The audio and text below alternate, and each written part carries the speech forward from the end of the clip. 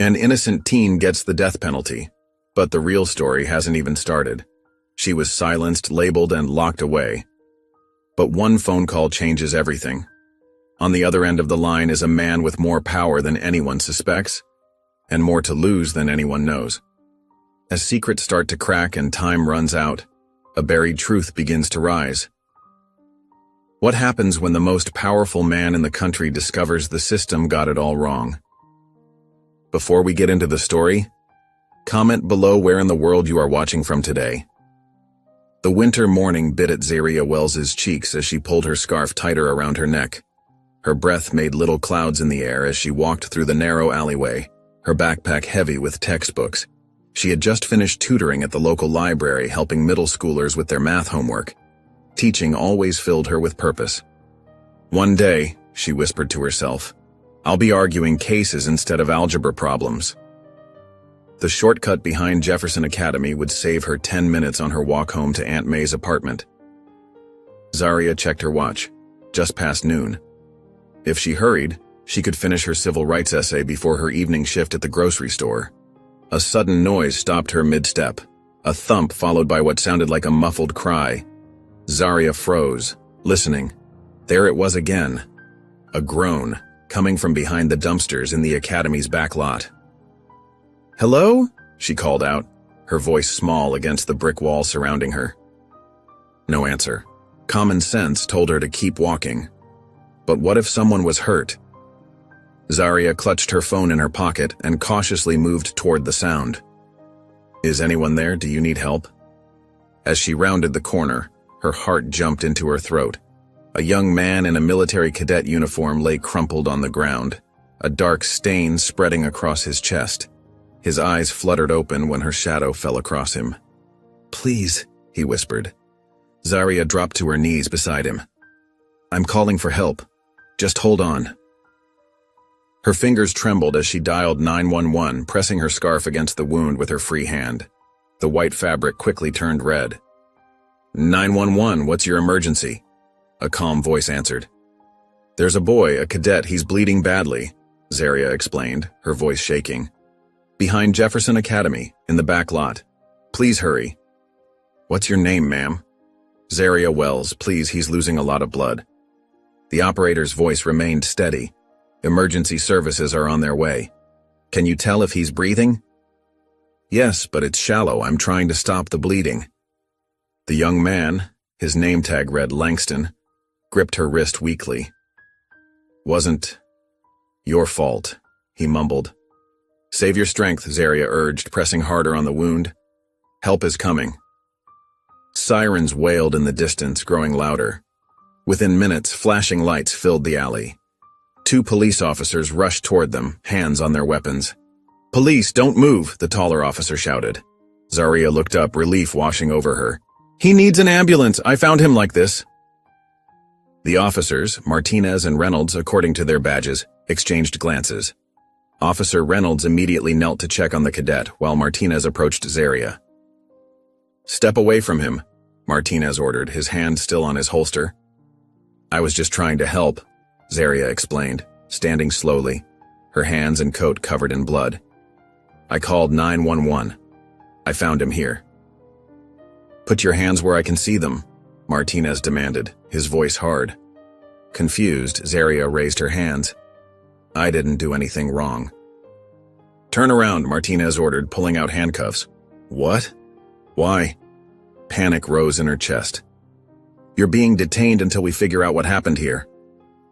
The cold metal of handcuffs snapped around her wrists as paramedics rushed to Jacob Langston's side. Through a blur of tears, Zaria watched them load him onto a stretcher. "Please," she begged, "check my phone. I called 911. I was trying to save him." Neither officer responded as they led her to the patrol car, reading her rights in monotone voices.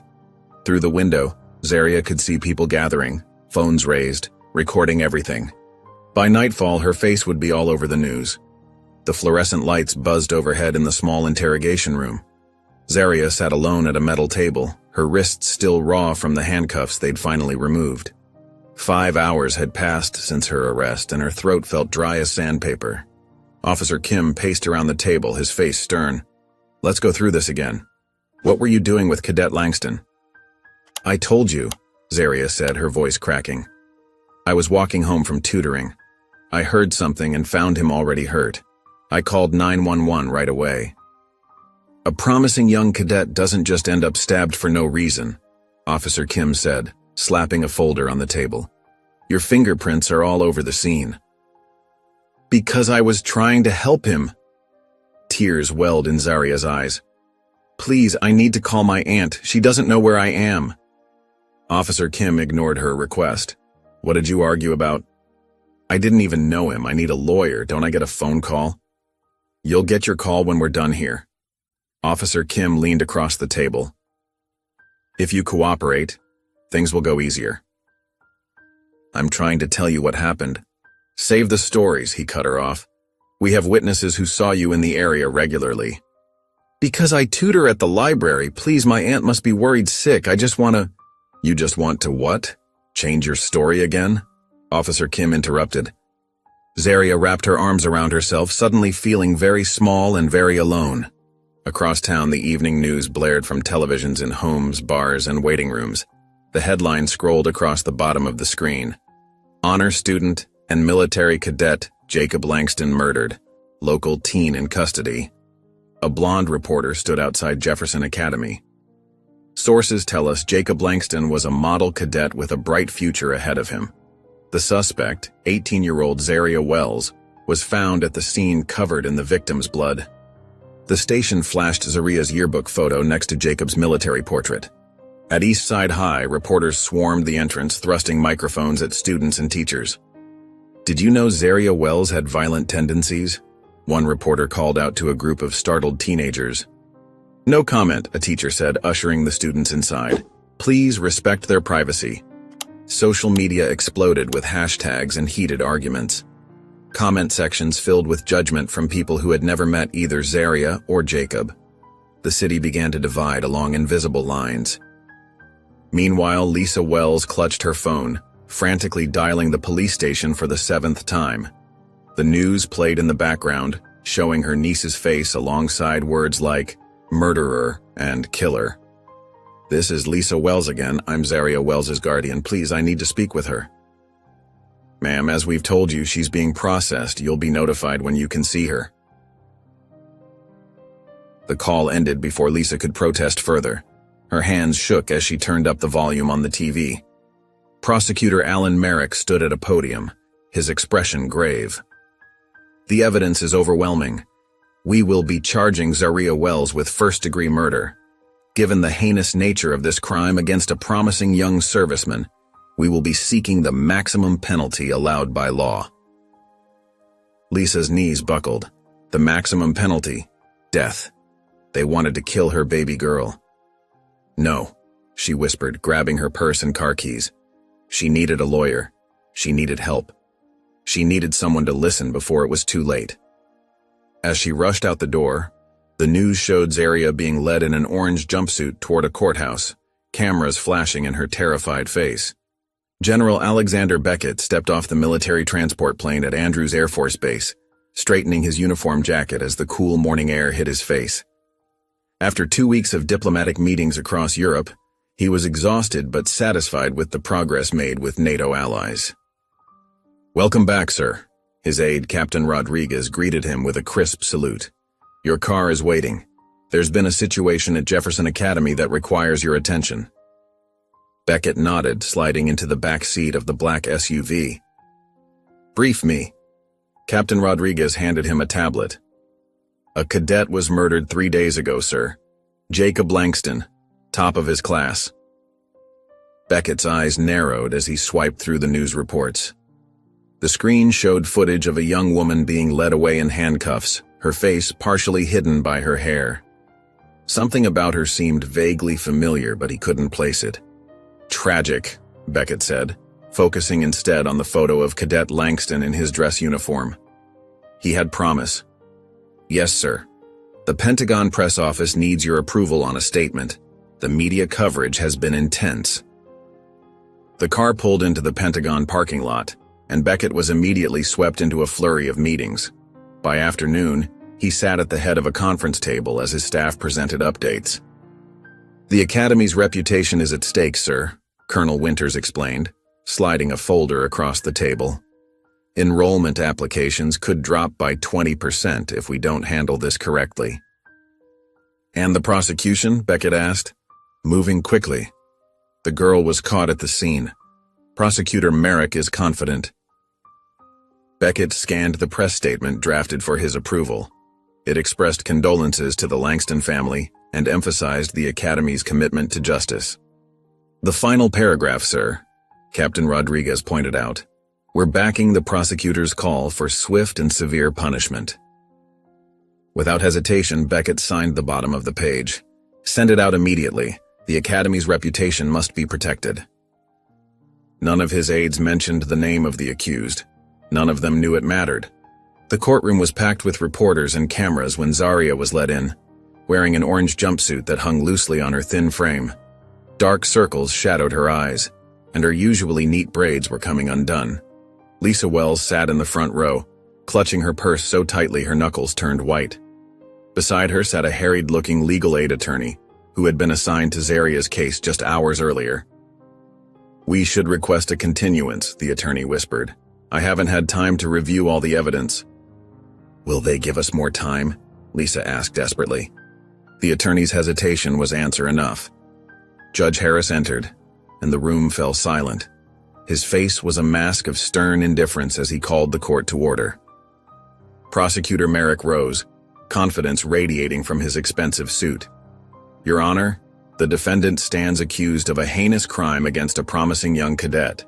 We request remand without bail. When Zaria's attorney stood to argue, Judge Harris barely looked at him. Given the severity of the charges and the risk to public safety, bail is denied. The defendant will remain in custody until trial. Lisa gasped, reaching toward her niece. Zaria turned, her eyes scanning the packed courtroom. For a moment, her gaze hardened into a glare, not of anger, but of determination. She would not be broken by this. As the bailiff led Zaria away, Lisa rushed to the legal aid attorney. They can't do this. She's innocent. Mrs. Wells, he said quietly, I'll do what I can, but you need to understand. This case seems predetermined. From the back of the courtroom, reporters rushed out to broadcast the news. No bail for the cadet killer. 25 years earlier, the air hung heavy with humidity in the small West African village. Medical tents dotted the clearing where both military personnel and humanitarian workers tended to locals affected by the recent civil unrest. Captain Alexander Beckett wiped sweat from his brow as he coordinated security for the mission. Captain, we need more antibiotics at Tent 3, called a voice that had become increasingly familiar over the past month. Monica Wells approached, her dark skin glistening in the afternoon sun. Her medical scrubs were stained with the day's work, but her smile remained bright, despite the exhaustion in her eyes. I'll have my men escort the next supply run, Beckett replied, his professional tone softening slightly. How are you holding up, Nurse Wells? I've told you before, it's Monica, she said, her smile widening, and I'm better now. Their eyes held for a moment longer than necessary. What had begun as professional courtesy had grown into something neither had expected. In the weeks that followed, they found moments together, brief escapes from the chaos around them, walks at sunset, hushed conversations under starlight, and eventually, passionate nights in Monica's small quarters. I've never met anyone like you, Beckett had whispered one night, his usual military discipline momentarily forgotten in her arms. Is that a good thing, Captain? She teased. The best thing. But their bubble couldn't last forever. 3 weeks before the mission's end, Monica found Beckett reviewing maps in the command tent. Alexander, can we talk, privately? Her serious tone made him straighten. They stepped outside, walking to a quiet spot behind the supply containers. I'm pregnant, Monica said simply, her hand instinctively touching her stomach. Beckett's face froze. The warmth that had characterized their relationship vanished instantly, replaced by a cold, distant expression she had never seen before. That's not possible, he said, though they both knew it was. It is. And it's happening, Monica replied, her voice steady despite her racing heart. Beckett stiffened, his posture reverting to military rigidity. I can't be involved in this, Monica. My career, my position, duty comes first. It has to. Duty? Monica repeated, the word bitter on her tongue. I'm being considered for advancement. A family, especially under these circumstances, isn't compatible with my path. His words came out rehearsed, as if he'd prepared for this moment. Monica nodded slowly, a single tear sliding down her cheek. I understand completely, Captain Beckett. I'll raise this child alone. And don't worry, I won't contact you again. She kept her promise. 18 years later, Lisa Wells sat on her living room floor surrounded by boxes. It had been 3 years since Monica's death from cancer, and Lisa had finally found the courage to sort through her sister's personal belongings. At the bottom of a weathered shoebox, she found a sealed envelope. The front simply read, "For Zaria, when she needs it most." Curiosity getting the better of her, Lisa carefully opened it. Inside was a single sheet of paper with one line. If life ever gets too heavy and no one listens, call him. Below was a phone number with the name A. Beckett written beside it. Lisa's hand trembled as she realized what, or rather who, this meant. Monica had never revealed Zaria's father's identity, taking the secret to her grave. But here it was, preserved all these years. She folded the note carefully, wondering if the time had come to share this final gift from mother to daughter. The cold fluorescent lights of the courthouse hallway flickered as the bailiff led Zaria back toward the holding area. The judge's words still echoed in her ears. Appeal denied. Execution date is set for 90 days from today. Her legs felt weak, but she forced herself to walk with her head high, even as photographers snapped pictures for tomorrow's headlines. Later that night, a guard unlocked the door to her new cell on death row. The space was smaller than her previous cell. Just a metal bed, toilet, and small desk bolted to the floor. You get 1 hour of yard time daily, the guard said flatly. Commissary privileges remain the same. Lights out at 10. The door clanged shut behind him. Zaria stood motionless in the center of the cell, her breath coming in short gasps. 90 days. Just 90 days left to live for a crime she didn't commit. When morning came, Zaria requested paper and envelopes. If the system wouldn't listen, maybe someone else would. She wrote letter after letter, to the governor, to civil rights organizations, to law professors at nearby universities, even to celebrities known for advocacy work. Her hand cramped as she detailed her story, pleading for someone, anyone, to look at the evidence that had been ignored. I was trying to save him, she wrote in each one. I didn't kill Jacob Langston. Days turned into weeks. The mailbag came and went, but no responses arrived for Zaria. Each morning, she would look up hopefully when the guard passed by with mail. Each morning, he would walk past her cell without stopping. By the third week, her hope began to fade. Sitting on her bed one night, Zaria thought of her mother, how Monica had always told her to keep faith even when things seemed impossible. She remembered her Aunt Lisa's visit just before she was moved to death row. Your mother left this for you, Lisa had whispered, sliding an envelope through the visitor's window. She said to open it when life got too heavy, and no one would listen. With trembling fingers, Zaria retrieved the envelope from beneath her thin mattress. Inside was a single note with her mother's handwriting. If life ever gets too heavy, and no one listens, call him. Below was a phone number with the name A. Beckett. During her next phone privilege, Zaria dialed the number, her heart pounding so hard she could barely hear the ringing. After 3 rings, a man answered. General Beckett speaking. His voice was crisp, authoritative, the voice of someone accustomed to command. Zaria's throat tightened. She'd rehearsed what to say, but now words failed her. Finally, she managed to speak. This is Zaria Wells, she said, her voice barely above a whisper.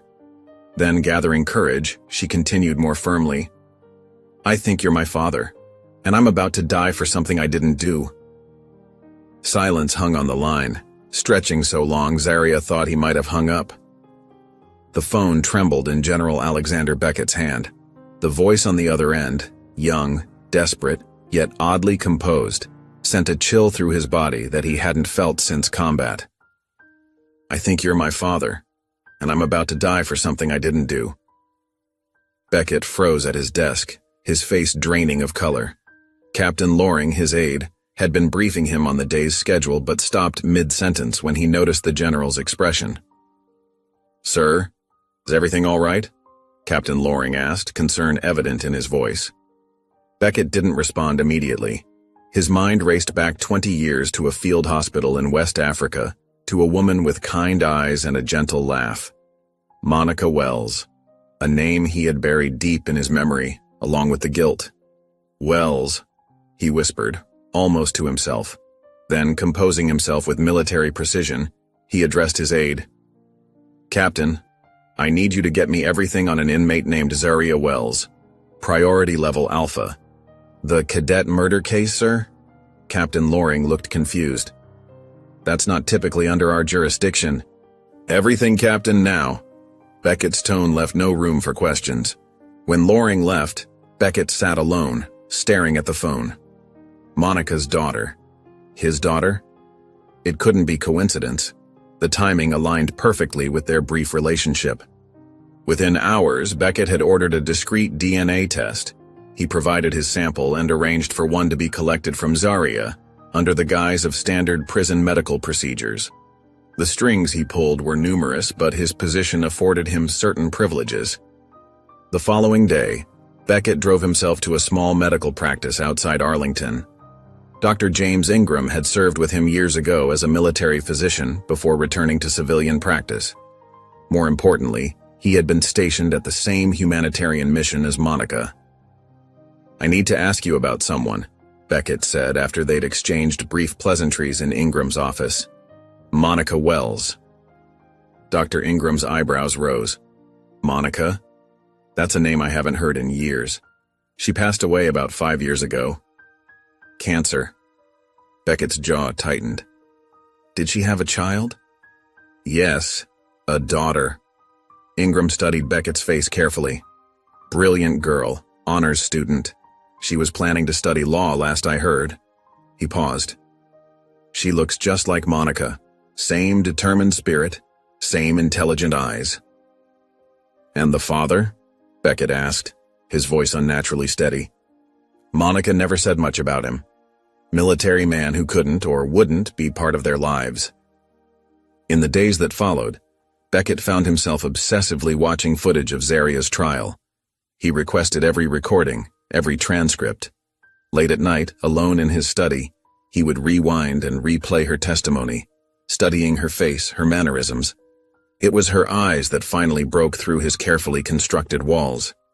Monica's eyes, intelligent, compassionate, unflinching even in the face of injustice. The resemblance hit him like a physical blow.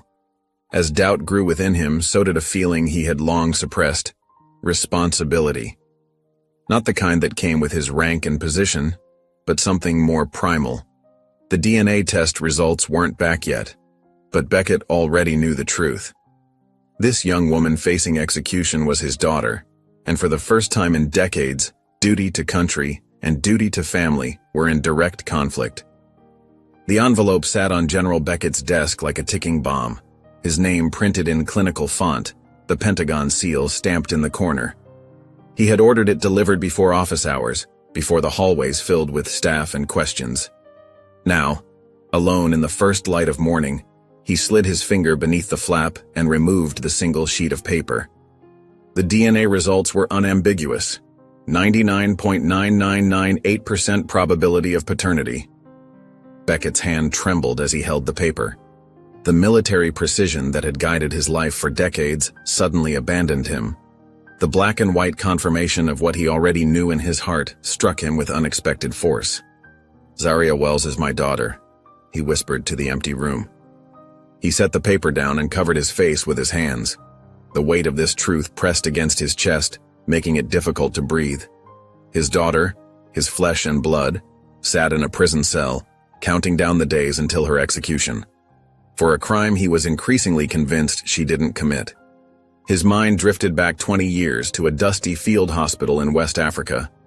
Monica's face appeared before him, as vivid as if she were standing in the room, her dark eyes full of both love and disappointment.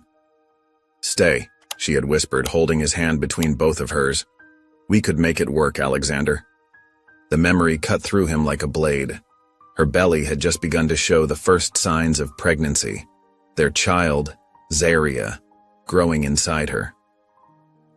"My duty is to my country, Monica," he had replied, gently pulling his hand away. "I can't be the man you need me to be, the father this child deserves." "So duty comes first," she had said, her voice soft but strong. "Always." He had nodded, unable to meet her eyes. "Always." A knock at the door jolted Beckett back to the present. Captain Loring entered with the morning briefing folder. "Sir, you're here early," Loring said, then noticed the paper on Beckett's desk. "The test results?" "It's confirmed," Beckett said, his voice steadier than he felt. "She's my daughter." Loring closed the door behind him. "General, I need to advise caution. This information could have serious implications for your position if it becomes public. The Joint Chiefs—" "I'm aware of the ramifications, Captain," Beckett cut him off. "Sir, perhaps we should consult with legal counsel before proceeding." Beckett shook his head. "Number this stays between us for now. If word gets out that I'm personally involved, any investigation could be compromised." He stood and walked to the window, looking out at the Pentagon courtyard below. "Contact Colonel Harper. Have her report to me directly this afternoon." "Harper? From intelligence?" "She's thorough and discreet. I want her to review the original crime scene evidence, interview reports, everything from the Langston murder case. Tell her to look for inconsistencies, anything that doesn't add up." "Yes, sir," Loring replied, hesitating at the door. "General, if I may, this path you're taking is dangerous." Beckett turned, his face set with determination. "My daughter is innocent, Captain, and I've failed her for 18 years. I won't fail her now."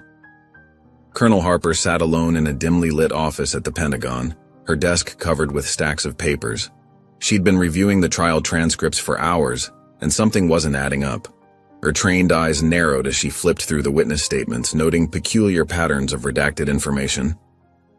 "This doesn't make sense," she muttered, circling another blacked-out paragraph with her red pen. The witness list was suspiciously short, carefully selected to support the prosecution's narrative. But one name caught her attention: Noah Dre. He appeared in the initial police report as present at the scene, yet was never called to testify. A quick search revealed he was a cadet with autism who had been near the academy lot when Jacob Langston was killed. Harper jotted down his name and address. Why would they ignore a potential eyewitness?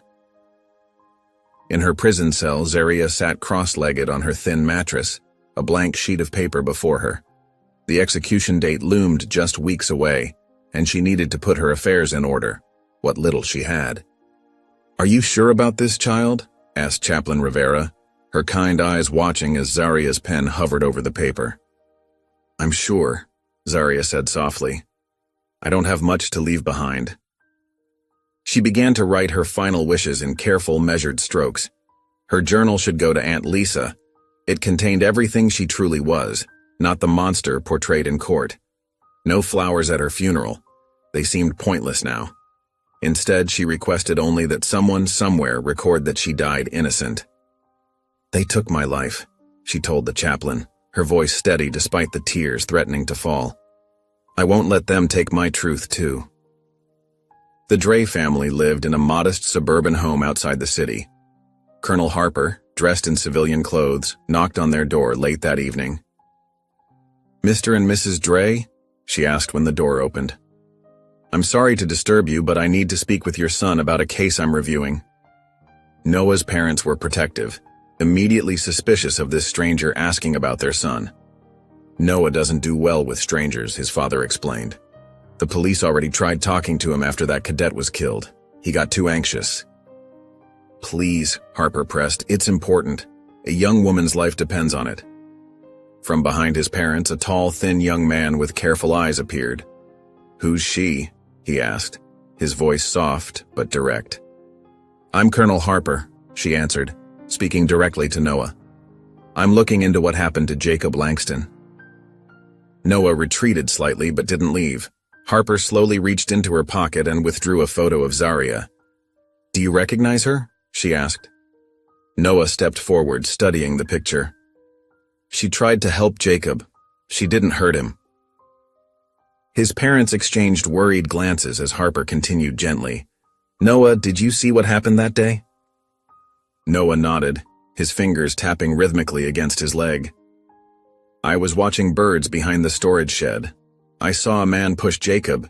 He had a silver academy ring. Harper felt her pulse quicken. A silver ring? Can you describe the man? Tall. Angry. He said Jacob took something from him. Noah's eyes remained fixed on Zaria's photo. Not her. She came after. Harper knew immediately who it might be. Troy Hanley, Jacob's rival who had been jealous of Jacob's relationship with Zaria. The pieces were starting to fit together. Noah, she said carefully, would you be willing to tell this to others? To help her? Noah looked at his parents, then back at Harper. She tried to help Jacob. I'll help her. General Alexander Beckett sat alone in his secure office, the glow of a video screen casting shadows across his tired face. The footage showed Noah Dre speaking hesitantly, but clearly to Colonel Harper. The boy's hands moved constantly, but his eyes remained steady as he described what he'd seen that fateful day. I was watching a red-tailed hawk, Noah explained. Then I heard shouting. The tall cadet, the one with the silver ring. He pushed Jacob hard. Jacob fell and hit his head. There was blood. Beckett paused the video, his finger hovering over the screen where Noah pointed to the academy ring. The same ring Beckett himself had worn decades ago.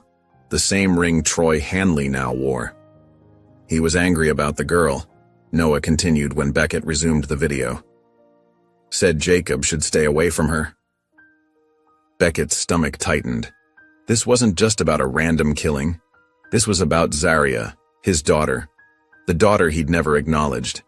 The daughter now sentenced to death for a crime she didn't commit. He buried his face in his hands. For decades, he'd made decisions that protected the military's image above all else. Now, those same decisions had created a system that was about to execute his own flesh and blood. The prison visiting room was cold and sterile. Lisa Wells sat rigidly in the hard plastic chair, watching as guards led Zaria in. Her niece looked thinner, her eyes hollow, but there was still that quiet dignity Lisa had always admired. Aunt Lisa, Zaria whispered as they embraced across the table. I didn't think you'd come back. I'll always come back, Lisa said, holding Zaria's hands tightly. I'm fighting for you every single day. Zaria glanced around, then leaned forward. I did something. I found a number Mom left me before she died. Lisa's breath caught. Your mother's letter? Yes. Zaria's voice trembled slightly. I called him, Aunt Lisa. I called my father. Lisa's eyes widened. She'd known about Monica's past relationship with a military man, but Monica had taken most details to her grave. Did he answer? Lisa asked carefully. Yes. Zaria's eyes filled with tears. I don't know if he believes me, but he listened. That's more than anyone else has done. Lisa squeezed Zaria's hands tighter, fighting back her own tears. Your mother would be proud of your courage, and I'm not giving up hope. Not now. Not ever. They embraced again, both women silently acknowledging the ticking clock hanging over them. Colonel Harper stood at attention in Beckett's office, a thick file in her hands. Sir, there's more, she said, placing the file on his desk. Troy Hanley has a history. 2 years ago, he was accused of harassing a female cadet. The case was buried. Beckett opened the file with dread. There it was, his own signature on the recommendation to handle the matter internally to avoid negative publicity for the academy. I remember this, he said quietly. I was told it was just a misunderstanding between cadets. It wasn't, sir, Harper replied firmly. The female cadet was reassigned. Hanley remained with a clean record. And now Jacob Langston is dead. and your daughter is taking the blame." The word daughter hung in the air between them. Beckett looked up sharply. "You know?" "I figured it out, sir," Harper said. "The question is, what are you going to do about it?" Beckett stared at his signature on the document that had helped create a monster in Troy Hanley. His decisions had led to this moment, his daughter facing execution while the real killer walked free. General Beckett stared at the file in his hands, the weight of his own signature crushing him like a physical burden. His daughter was going to die because of a system he had helped build, a system that protected the wrong people for the wrong reasons. "I've made a terrible mistake," he said quietly, more to himself than to Colonel Harper. "Many mistakes." Harper stood silently, allowing the general this moment of painful clarity. Beckett straightened his shoulders and reached for a secure phone line. "Get me Captain Reynolds from Special Operations, immediately." Within minutes, Beckett was signing a classified directive. The document authorized the immediate detention of Cadet Troy Hanley for questioning related to a fabricated national security breach. It wasn't entirely legal, but it would buy them time. "Sir, this is risky," Harper warned. "My daughter has 62 days to live for a crime she didn't commit," Beckett replied, his voice like steel. "I'll risk everything." The next morning, Beckett sat at the head of a conference table in a secure Pentagon room. His legal team had spent the night combing through Troy Hanley's records. "His file has been sanitized, sir," Major Chen explained, spreading documents across the table. 3 separate incidents expunged. Not just the harassment case, there was a drunk driving incident and an assault complaint that disappeared too. "Who has the authority to do this?" Beckett demanded. "Only someone at the highest levels, sir." Beckett's jaw tightened. He knew exactly who that someone was. General Rawlings entered the room, his face a mask of professional courtesy. He'd been Beckett's chief of staff for 7 years. "You wanted to see me, Alex?" Beckett dismissed everyone else from the room with a nod. When the door closed, he slid Hanley's doctored file across the table. "Why did you clean this cadet's record, James?" Rawlings didn't even glance at the file. "His father is Senator Hanley. The family has donated millions to the Academy." "And that justifies covering up multiple offenses?" Beckett's voice remained dangerously calm. "It's how things work. You know that." Rawlings frowned. "Why the sudden interest in this cadet?" "Because an innocent woman is going to be executed while this protected cadet walks free after committing murder." Rawlings paled slightly. "You can't prove that." "I'm going to—" Beckett leaned forward. "Did you know the woman on death row is my daughter?" The shock on Rawlings's face was answer enough. In her prison cell, Zaria sat cross-legged on her narrow bed, writing in the journal the chaplain had given her. She'd begun organizing her final thoughts, making peace with a fate she couldn't escape. "What are you writing?" asked Dana, the young woman in the cell across from hers. "Letters to people I'll never see again," Zaria replied. "Instructions for my aunt. Things I want people to know after I'm gone."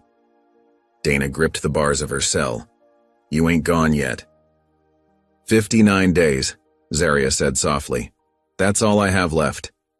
My grandma used to say even when no one listens, sometimes the storm breaks in your favor," Dana said. "Don't give up, Zaria." Zaria closed her journal, a single tear sliding down her cheek. "I'm trying to be realistic." "Being realistic don't mean giving up hope," Dana insisted. "Something could still change." Zaria nodded, but her eyes remained distant. She was learning to make peace with death, a lesson no 18-year-old should have to learn. The summer heat pressed down on Washington, D.C. like a heavy blanket, but the young woman standing on the steps of Howard University seemed untouched by it.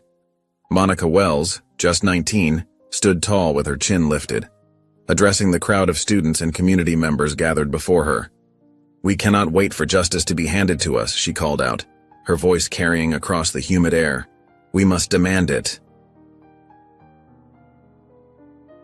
Alexander Beckett, 21 and stiff in his civilian clothes, stood at the edge of the crowd. He was supposed to be enjoying his brief leave from military school, not attending protests. Yet something about this young woman's voice had drawn him here after overhearing talk about the demonstration. They tell us to be patient, Monica continued, fire in her eyes and conviction in her voice. But how long must we wait for equal treatment under the law? How long must we wait to be seen as human beings? The crowd responded with cheers and raised fists. Beckett found himself mesmerized. He had been raised to respect order and authority, but this woman's words made him question things he had never thought to question before. When the speech ended and the crowd began to disperse, Beckett found himself walking toward her instead of away. "That was powerful," he said awkwardly when he reached her. Monica looked him up and down, noting his military straight posture. "Thank you," she replied cautiously. "Are you here to support the cause or just observe?" "I'm not sure yet," he answered honestly, "but I'd like to learn more." 6 weeks later, under the starlit sky of a West African village, Monica laughed as she splashed water at Beckett from the edge of a small stream. They had both volunteered for a peacekeeping mission. She as a medical aide, he as part of his military training. "I still can't believe you showed up here," she said, her smile bright in the moonlight. "I couldn't stop thinking about what you said that day," Beckett admitted, moving closer to her. "About making a difference." Monica's eyes softened. "And now? Do you still want to make a difference?" "I do," he said, "but our methods are different." "They don't have to be," she insisted, taking his hand. "You can change things from the inside. Rise through the ranks. Make the system better." "And you'll change things from the outside," he said, pulling her close. "Between the two of us, we could move mountains." "Promise me," she whispered against his lips. "Promise me we'll find a way to make both our dreams work." "I promise," he said, meaning it with all his heart in that moment. But promises made under African stars proved harder to keep in the cold light of reality. Their paths diverged, his deeper into military service, hers into humanitarian work. What had seemed possible in the magic of that summer faded under the weight of duty and distance. General Alexander Beckett stood before the mirror in his Pentagon office, straightening his uniform one last time. 63 medals and ribbons adorned his chest, symbols of a lifetime of service and sacrifice. The face that looked back at him was lined with age and responsibility, so different from the young man who had fallen in love with a fiery activist all those years ago. "You gave me a second chance, Monica," he said aloud to the empty room, his voice thick with emotion. "I won't waste it." He knew what he had to do. Going public with the evidence of corruption and cover-ups would mean the end of his career. 4 decades of service would end in disgrace, but his daughter's life hung in the balance, and this time, he would not choose duty over family. Beckett picked up his hat and squared his shoulders. The press conference was scheduled for noon. There would be no turning back. At precisely noon, the Pentagon press room buzzed with confusion. Reporters scrambled to their seats as General Alexander Beckett strode to the podium, flanked not by his usual aides, but by Colonel Harper. The impromptu press conference had been called with only 30 minutes' notice, sending Washington's media into a frenzy of speculation. "Thank you for coming on such short notice," Beckett began, his voice steady despite the storm raging inside him. The cameras flashed, capturing his grim expression. "I stand before you today not as the chairman of the Joint Chiefs, but as a father." A murmur rippled through the room. Beckett's personal life had always been a closed book. 18 years ago, I made a choice that I have regretted every day since. I abandoned a woman I loved and the child she carried, my child. His voice caught slightly. That child is Zaria Wells, who currently sits on death row for a murder she did not commit. The room erupted. Reporters jumped to their feet, shouting questions. Beckett raised his hand for silence. "The justice system has failed my daughter. Through a Pentagon investigation, we have uncovered evidence pointing to Cadet Troy Hanley as the actual perpetrator in the death of Jacob Langston." He gestured to the screen behind him, where security footage appeared showing Troy arguing with Jacob near the academy grounds. This footage was deliberately withheld from the trial. We have also located a witness, Noah Dre, who saw Hanley at the scene. In the Attorney General's office, phones began ringing off the hook as Beckett continued. "I am formally requesting that the Department of Justice open a federal investigation into this case. the prosecutorial misconduct, and the institutional cover-up that followed. The Attorney General watched the broadcast, stunned, before picking up her phone to make an immediate call to her staff. Meanwhile, across town, Troy Hanley stared at his television in horror. His hands trembled as he reached for his phone. His father wasn't answering. No one was answering. Furthermore, Beckett continued, his voice growing stronger, I take personal responsibility for the culture of silence that allowed this miscarriage of justice. In protecting the reputation of our institutions, we have betrayed the very values we claim to uphold. In her death row cell, Zaria sat cross-legged on her bed, barely paying attention to the small TV mounted high on the wall. The news had become background noise to her. Another day, another story that had nothing to do with her truth. Then she heard her name. Her head snapped up just as the camera zoomed in on General Beckett's face. Zaria Wells is my daughter, he repeated firmly, and I will not stand by while an innocent young woman, my flesh and blood, pays the price for our collective failure. Zaria's legs gave out beneath her. She stumbled toward the bars, gripping them to keep from falling completely. Tears streamed down her face as she stared at the man on the screen, her father, fighting for her life. He believes me, she whispered, her voice breaking. Someone finally believes me. The prison chaplain appeared in the corridor, having rushed to her cell after hearing the news. He placed a gentle hand on her shoulder through the bars. God works in mysterious ways, child, he said softly as Zaria sobbed with relief. Within 24 hours of General Beckett's press conference, the media storm had grown into a national hurricane. News vans crowded the Pentagon perimeter. Reporters shouted questions at anyone in uniform, and social media exploded with hashtags demanding justice for Zaria. In the Pentagon briefing room, Beckett's aide Captain Loring flipped through channels on the monitor. Every major network was covering the story. The general's confession has raised serious questions about military transparency, said one anchor, her expression grave. Another channel showed a heated debate. He betrayed his oath to protect the institution, argued a retired colonel. No, he honored a higher oath, to protect justice and truth, countered a civil rights attorney. Captain Loring sighed and turned to Beckett, who stood watching with his arms crossed. Sir, the Secretary of Defense is requesting an immediate meeting. Beckett nodded. Tell him I'll be there shortly. Meanwhile, across the country, local news stations had begun airing footage from Zaria's past. Clips of her tutoring children at the community center, receiving academic awards, speaking at her high school graduation as valedictorian. This is the young woman facing execution, a sympathetic reporter explained. A straight-A student with no prior record, who volunteered 20 hours a week while maintaining a full scholarship. Public opinion was shifting rapidly. Social media campaigns demanding her release gained thousands of followers by the hour. Across town, Colonel Harper, supervised as military police, escorted Troy Hanley into custody. The young cadet's face was a mask of contempt as he was fingerprinted and processed. I have nothing to say, he repeated when questioned, requesting a lawyer. Later that evening, Harper led a team to search Hanley's dormitory. Under a loose floorboard beneath his bed, they discovered a leather-bound journal. Harper flipped through the pages, his expression darkening. Sir, he called to his assistant, you need to see this. The journal contained detailed entries about Jacob Langston. One page read, Jacob thinks he can take what's mine.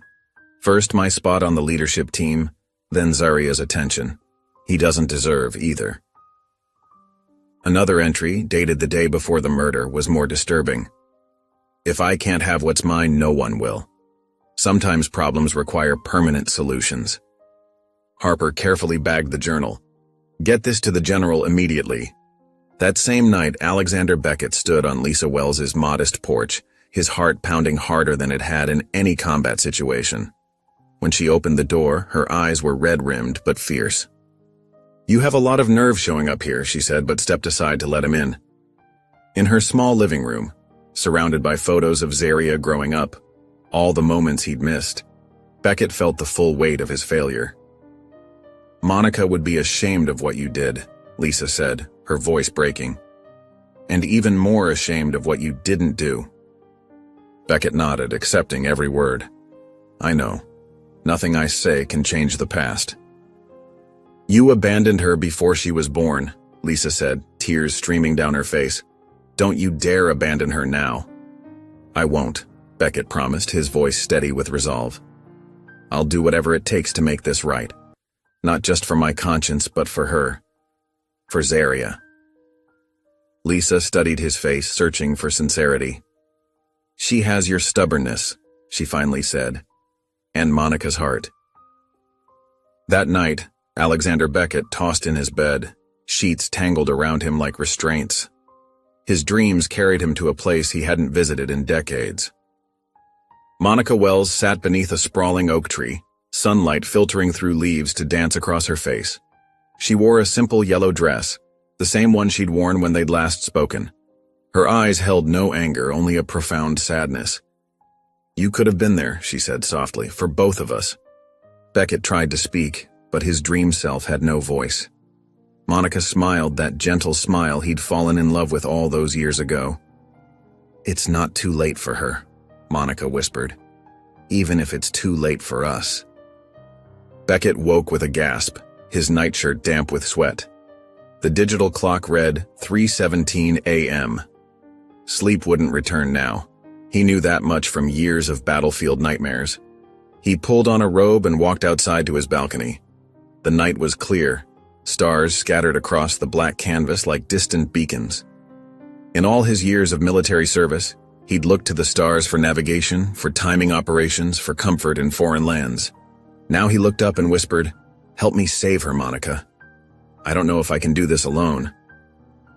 The stars offered no answer, but somehow the weight on his chest felt slightly lighter. In the sterile visitation room of the prison, Zaria sat across from Dana, separated by a scratched plastic divider. Dana was barely 20, serving 15 years for a robbery gone wrong. "My lawyer says people are talking about your case everywhere," Dana said, her eyes bright with excitement. "Your dad's really shaking things up." Zaria still struggled with the word dad. It felt foreign on her tongue. It doesn't feel real. Any of it. Dana nodded, tracing invisible patterns on the table. "You know, my mom never even showed up for my trial. Said she couldn't bear to see me in chains." Her voice cracked slightly. "At least yours is fighting for you, even if he's late to the game." Zaria reached forward, placing her palm against the divider. Dana matched the gesture on the other side. "If you get out, when you get out," Dana corrected herself. "Don't forget about the rest of us in here." "I won't," Zaria promised. For the first time since her arrest, she allowed herself to imagine a future beyond these walls. The feeling was terrifying and beautiful all at once. Attorney General Walton's office was impeccably decorated with law books and framed constitutional amendments. The man himself looked uncomfortable as Beckett sat across from him. "General, I understand your personal stake in this, but your public confession has turned this into a media circus," Walton said, straightening papers that were already perfectly aligned. "Then let it be a circus," Beckett replied, his voice steady. "Just don't let it be a grave." Walton sighed heavily. "The evidence you've presented is compelling, I'll grant you that. But reopening a case after such a public spectacle sets a dangerous precedent." "More dangerous than executing an innocent woman?" Beckett leaned forward. "More dangerous than allowing a murderer to walk free because we're afraid of embarrassment?" "There are protocols." "I've followed protocols my entire life," Beckett interrupted. "I've upheld systems and institutions at great personal cost. But this time the system is wrong, and you know it." Walton studied Beckett's face. "You realize this could end your career?" "My career ended the moment I chose it over my daughter," Beckett said.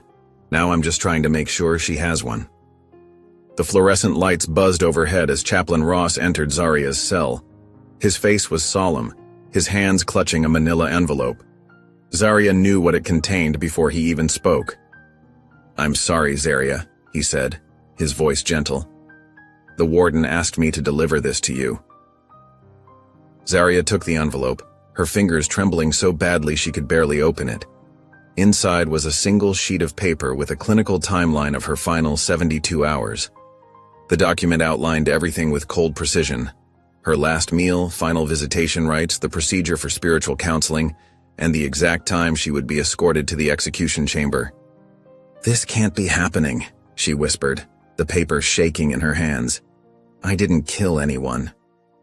Chaplain Ross sat beside her on the narrow cot.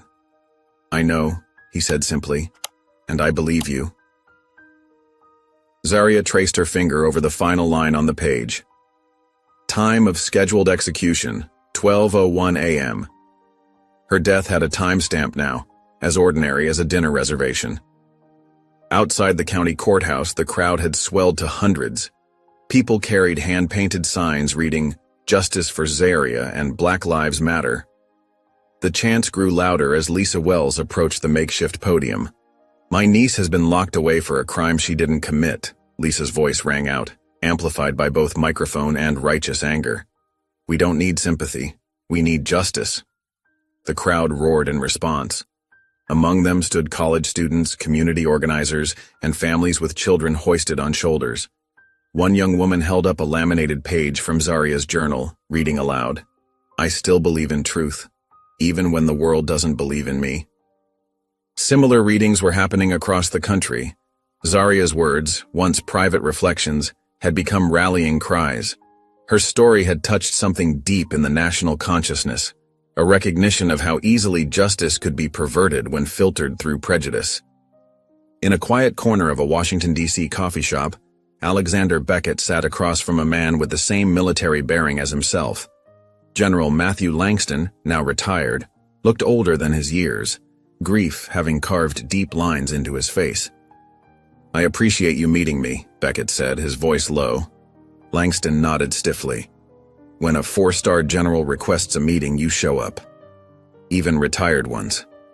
"This isn't about rank," Beckett slid a folder across the table. "It's about truth." Langston reviewed the evidence silently, his expression darkening as he read about Troy Hanley's involvement in his son's death. When he finished, he closed the folder with a shaking hand. "You're telling me my son was murdered by his fellow cadet, and they pinned it on this girl?" His voice was hollow with disbelief. "Yes," Beckett said simply, "and she's my daughter." A tense silence stretched between them. "Jacob was seeing someone," Langston finally said, the words seeming to pain him. "Secretly. Someone he loved very much." He looked up at Beckett. "He was afraid to tell me. Afraid I wouldn't understand." "Was it Zaria?" Beckett asked quietly. Langston nodded slowly. "I found letters, never read them fully, but I saw her name. Jacob wrote that she was brilliant, kind, that she challenged him to be better." His eyes filled with tears. "I should have told the investigators." The sun dipped below the horizon, painting the Pentagon windows in shades of amber and gold. Colonel Harper knocked on Beckett's office door, his face tight with urgency. "Sir, you need to hear this," Harper said, placing a digital recorder on the desk. Beckett pressed play, and Jacob Langston's voice filled the room, young, earnest, and troubled. "Troy, I'm done hiding. It's not about you, man. Zaria deserves better than our secrets. I'm telling everyone tomorrow. She's the best thing that ever happened to me, and I won't let academy politics keep us apart anymore." The recording ended with a soft click. Beckett sat back, the pieces finally connecting. "Troy killed Jacob because he was going public about his relationship with Zaria," Harper said, his voice low. "And he knew the racial backlash would make her an easy scapegoat." Beckett's jaw tightened. "This is the motive we needed. When was this recorded?" "The night before Jacob's murder, the prosecutor's office had it all along but marked it irrelevant to the case." Harper's disgust was evident. "Sir, this isn't just injustice, it's corruption." The prison visiting room was cold and sterile. Beckett sat rigidly, his uniform a stark contrast to the drab surroundings. When the door opened and Zaria entered, his breath caught. She had Monica's eyes, intelligent, fierce, questioning. She sat across from him, the glass barrier between them like years of absence made physical. Neither spoke for a long moment. "I didn't think you'd come," Zaria finally said, her voice steady despite the emotion in her eyes. "I should have come sooner," Beckett replied, His usual commanding tone replaced with something softer, more vulnerable. "Why now?" she asked. "Because you're innocent and because you're my daughter?" Zaria's eyes flashed. "I didn't need you to save me, I needed you to believe me." The words hit Beckett like physical blows. He'd spent a lifetime making strategic decisions, but nothing had prepared him for the raw honesty of his daughter's pain. "I do now," he said, his voice breaking. "I believe you, Zaria. And I failed you before you were even born." A tear slipped down Zaria's cheek, but she quickly wiped it away. "Mom said you chose duty over us." "I did," Beckett admitted. "It was the worst mistake of my life." They sat in silence, 20 years of absence hanging between them. At the Pentagon, General Rawlings paced his office, phone pressed to his ear. "Contain this, damn it. Beckett's gone rogue with these accusations." But containment was becoming impossible. An email had been leaked to 3 major news outlets, a correspondence from 5 years earlier, where Rawlings had personally directed Academy officials to handle internally several misconduct reports. "Sir," his aide interrupted, "there's more. A former cadet is speaking publicly about being assaulted by Troy Hanley 3 years ago. She says her complaint was buried after she was threatened with expulsion." Rawlings slammed his fist on the desk. "Who leaked these files?" The aide swallowed hard. "We don't know, sir. But they came from the sealed section of the Academy records. The ones only you and 3 others had access to." The general's face paled as he realized the magnitude of what was happening. The carefully constructed system of protection and privilege was unraveling thread by thread. The courtroom of public opinion shifted dramatically when Noah Dre's lawyer called an unexpected press conference. The small, cluttered law office was packed with reporters as the attorney placed a USB drive into a laptop and turned the screen toward the cameras.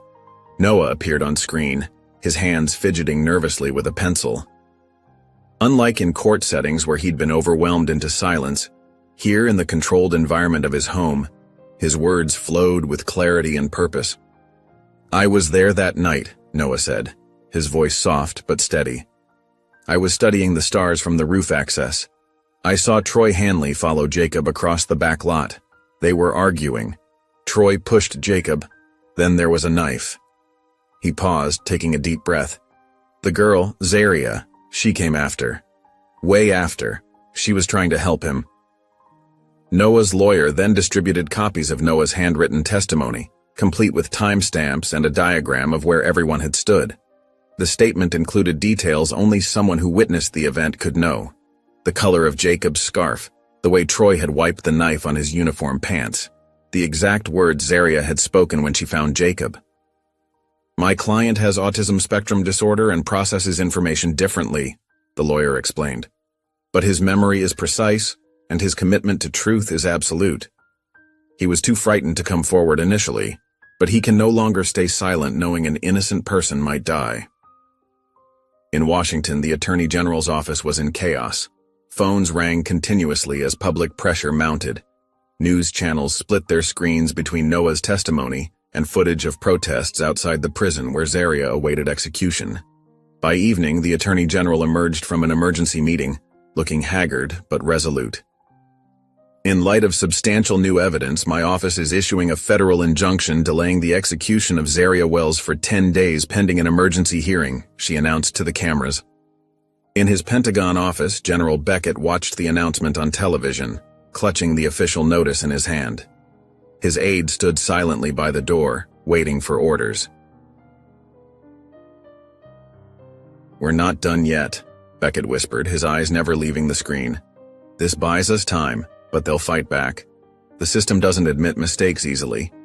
He folded the paper carefully and placed it in his pocket, next to the photo of Monica he'd carried for 20 years.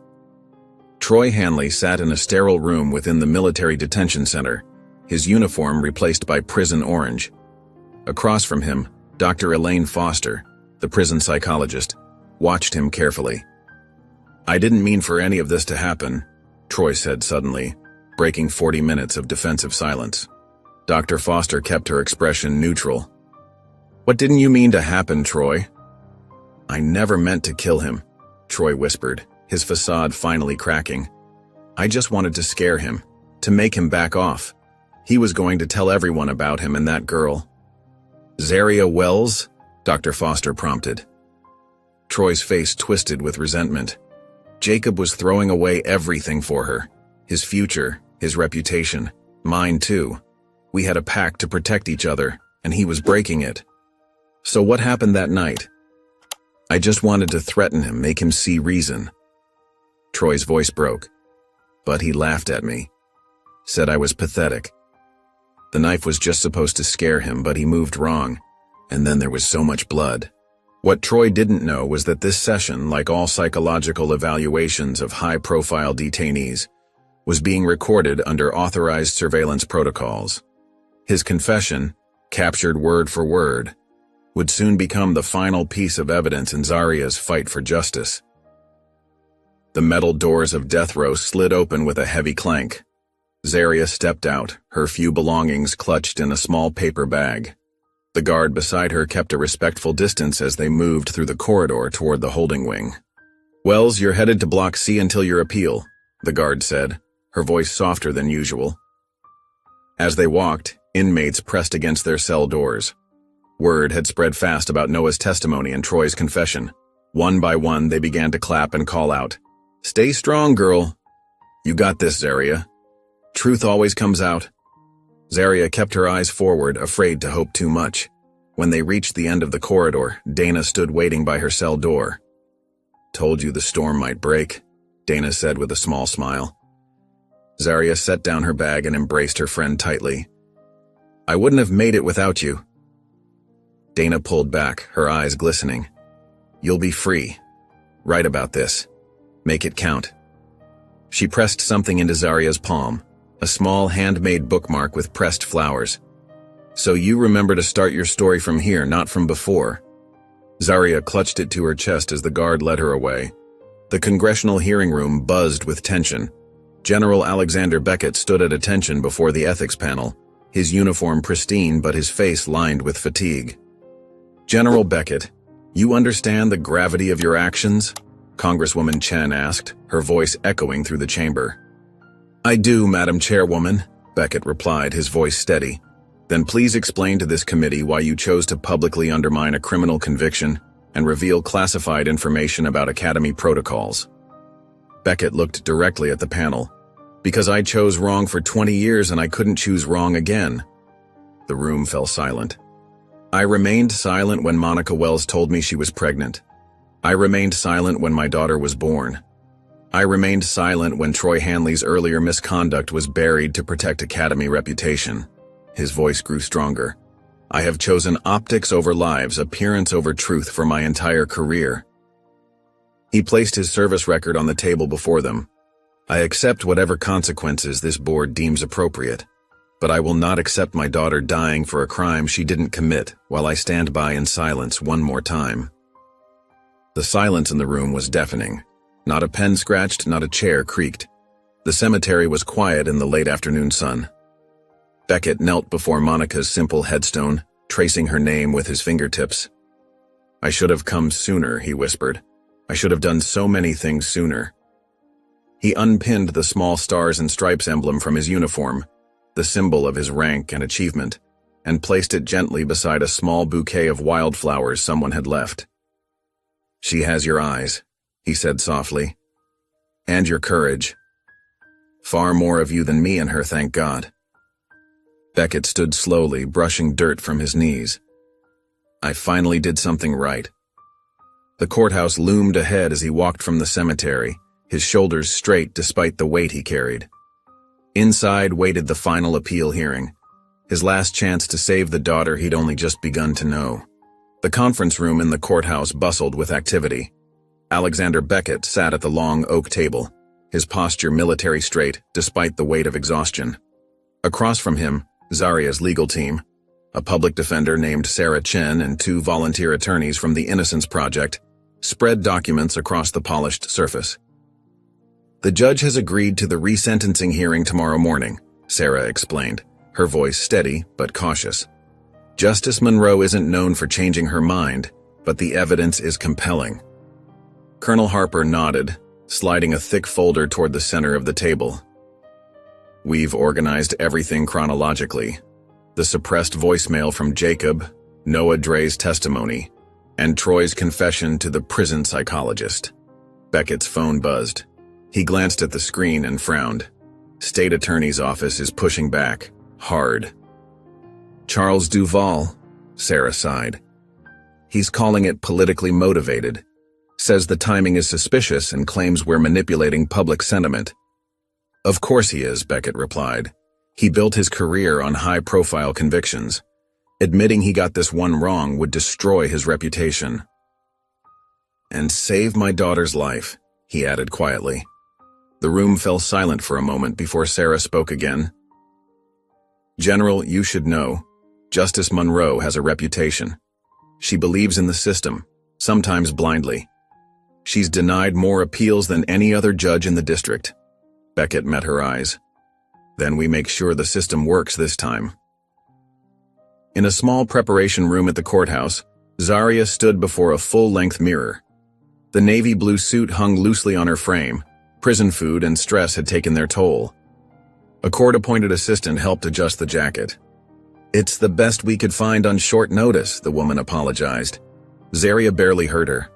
She was transfixed by her own reflection. After months in orange jumpsuits, the person staring back seemed like a stranger, someone from another life. She reached up to touch her face. Her cheekbones were sharper now, her eyes deeper, but they were still her mother's eyes. "Mama, I'm going to walk out of here," she whispered, so quietly the assistant didn't hear. Zaria straightened her shoulders and took a deep breath. Whatever happened today, she would face it with dignity, the way her mother had faced everything. The courtroom fell silent as Justice Elaine Monroe entered. Her silver hair was pulled back in a severe bun, her black robes crisp and imposing. She surveyed the packed gallery with narrowed eyes before taking her seat. "This court is now in session," she announced, her voice carrying authority that commanded immediate attention. "We are here to consider new evidence in the case of the state versus Zaria Wells." Her gaze settled on Zaria. "I want to make something very clear. This court is not swayed by media attention or political pressure. We deal in facts and law only." State Attorney Charles Duvall nodded approvingly from his table. He was a tall man with a politician's smile that never reached his eyes. "The defense may call its first witness," Justice Monroe said. Colonel Harper approached the stand, his uniform impeccable, his expression grave. After being sworn in, he met the judge's skeptical gaze directly. "Colonel Harper, please explain your involvement in this case," Sarah began. "I was assigned by General Beckett to investigate inconsistencies in the original investigation," Harper replied. "What I found was a pattern of deliberate evidence suppression going back years." He methodically detailed the buried reports of Troy Hanley's previous misconduct, the edited witness lists, and the Academy's internal policy of protecting certain cadets from scrutiny. "And who authorized these suppressions?" Sarah asked. "Various officials over time, but the policy was formalized under General Rawlings with tacit approval from the Pentagon leadership," Harper answered. Justice Monroe leaned forward. "Are you suggesting a conspiracy, Colonel?" "No, Your Honor. I'm stating facts. It wasn't a conspiracy, it was standard procedure. That's what makes it worse." The morning sun crept over the prison walls, casting long shadows across the yard. Inmates gathered in small clusters, their voices low and urgent. Word had spread about Zaria's hearing, and even hardened criminals felt the weight of what was happening. Justice, so rare in these walls, might actually prevail today. Inside the courthouse, the gallery was packed shoulder to shoulder. Reporters scribbled notes, while activists and curious citizens strained to see. At the front, Noah Dre sat with his parents, his hands folded neatly in his lap. The young cadet's eyes darted nervously around the room, but his posture remained straight. When the bailiff called his name, Noah walked to the witness stand with measured steps. After being sworn in, he sat down, adjusting his academy uniform. "Mr. Dre," Sarah Chen began gently, "can you tell the court what you saw on the night Jacob Langston died?" Noah took a deep breath. His voice, though quiet, carried clearly through the silent courtroom. I was studying by the east window of the library. I always sit there because the lighting is consistent and there are fewer distractions. He paused, gathering his thoughts. I saw Troy Hanley following Jacob. They were arguing. Troy kept grabbing at Jacob's arm, but Jacob pulled away. Noah's testimony continued with remarkable precision. He recalled exact times, descriptions of clothing, even the direction the wind was blowing. Most importantly, he described seeing Troy push Jacob against the wall, then a flash of something silver in Troy's hand. "And did you see Zaria Wells at this point?" Sarah asked. She came later. After Troy ran, she found Jacob on the ground. The courtroom remained utterly still as Noah spoke. His unembellished account carried the unmistakable ring of truth. When State Attorney Duvall rose for cross-examination, his approach was immediately aggressive. "Mr. Dre, your condition makes it difficult for you to interpret social cues, doesn't it?" he asked, his tone condescending. "I'm autistic," Noah replied simply. "I see things differently, but often more clearly." "But surely you could have misinterpreted what you saw," Duvall pressed. "Perhaps what you thought was a weapon was just a reflection? Perhaps—" "Objection!" Sarah called out, but before the judge could respond, a deep voice boomed from the gallery. "That's enough!" General Beckett stood, his face flushed with anger. "This young man has shown more courage and clarity than your entire department, Mr. Duvall."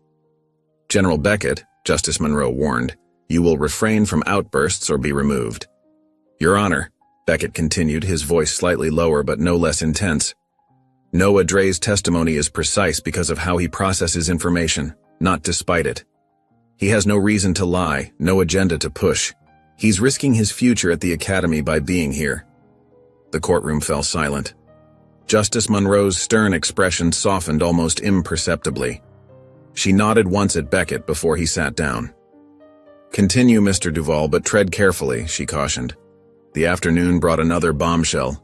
General Rawlings, subpoenaed by the defense, took the stand with visible reluctance. Under oath and faced with documented evidence, he finally cracked. "Yes," he admitted. "I personally ordered Troy Hanley's disciplinary records sealed and removed from the Academy database." "And why would you do that?" Sarah asked. Rawlings shifted uncomfortably. "His father is a major donor to the Academy, and there was concern about public perception of the institution." The courtroom erupted in shocked murmurs. Justice Monroe banged her gavel repeatedly. Order in this court," she demanded. When silence finally returned, she set down her gavel with a sigh. "This court will recess until tomorrow morning. I need to review all submitted documents in light of today's testimony." The next morning, the courthouse buzzed with tension. Every seat was filled, and people stood along the walls, waiting. Justice Monroe entered, her face unreadable as she took her place at the bench. "Before I make my ruling, the court will hear one final witness," she announced. A young man in civilian clothes was escorted in. His hands trembled slightly as he was sworn in. "Please state your name for the record," Sarah Chen requested. "Marcus Delgado, I was Troy Hanley's roommate at the Academy." A hushed murmur rippled through the courtroom. Marcus cleared his throat nervously. "The night Jacob died, Troy came back to our room around midnight. He was drunk and his hands were shaking. There was blood on his sleeve that he tried to wash off." Marcus paused, his voice dropping. "He kept saying he deserved it. He chose her over me." "Did Troy specifically mention what happened?" Sarah asked. Marcus nodded. "He said Jacob was going to tell everyone about him and Zaria, that Jacob was in love with her. Troy couldn't stand it. He said he just wanted to scare Jacob, but things got out of hand." State Attorney Duvall tried desperately to discredit Marcus, suggesting he was lying to protect Zaria, but the young man's testimony held firm. The timeline matched Noah's account perfectly. After a brief recess, Justice Monroe returned to deliver her ruling. The courtroom fell silent. In light of substantial new evidence, including eyewitness testimony and the revelation of deliberately suppressed information, this court finds that Zaria Wells's conviction was based on incomplete and potentially manipulated evidence. She looked directly at Zaria. "The conviction is hereby overturned." Gasps and cries filled the room. Lisa Wells broke into tears, clutching the hand of the woman next to her. However, Justice Monroe continued, the state reserves the right to retry this case. Ms. Wells will be released immediately pending any further legal proceedings. The court erupted in cheers. Justice Monroe banged her gavel, calling for order, but her own eyes shone with emotion. Court is adjourned. Within hours, the prison received the release order.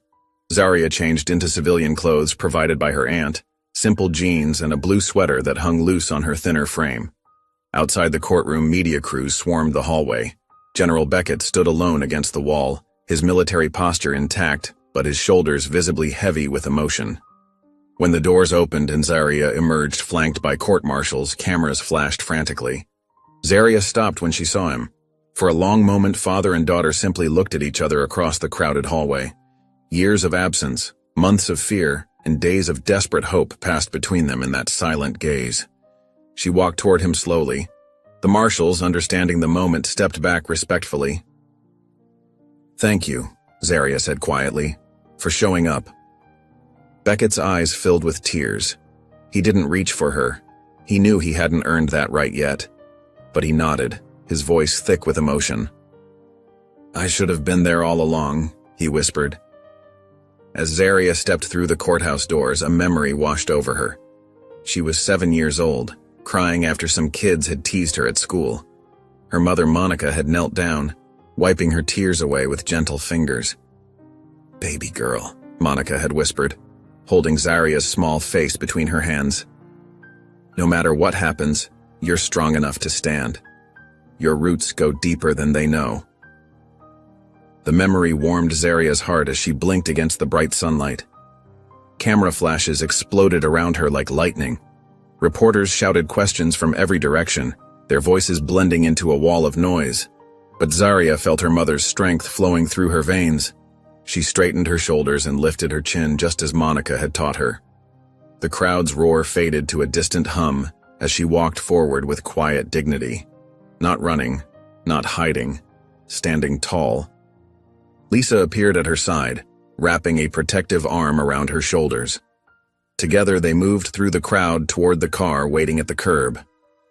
Later that afternoon, the Pentagon press room buzzed with speculation. Reporters checked their watches and whispered theories about the hastily called conference. When General Alexander Beckett walked in, the room fell silent. He stood at the podium, his medals gleaming under the harsh lights. For a moment, he simply looked out at the sea of faces. "For 42 years, he began, his voice steady, "I've worn this uniform with pride. Today, I stand before you to announce my immediate resignation as chairman of the Joint Chiefs of Staff." Gasps rippled through the crowd. Cameras clicked frantically. "Recent events have shown me that my duty to truth is greater than my duty to position. This uniform gave me power, but the truth gave me purpose." His eyes, usually hard and unreadable, shone with emotion. "I failed my daughter before she was born. I will not fail her now by clinging to a position I've compromised." Some reporters burst into applause.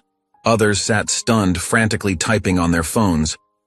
Beckett raised his hand for silence. "I take full responsibility for my part in a system that values appearances over justice. My resignation is effective immediately." The following morning, Troy Hanley was escorted from a police cruiser into the courthouse. His wrists were cuffed in front of him, his academy uniform replaced by an orange jumpsuit.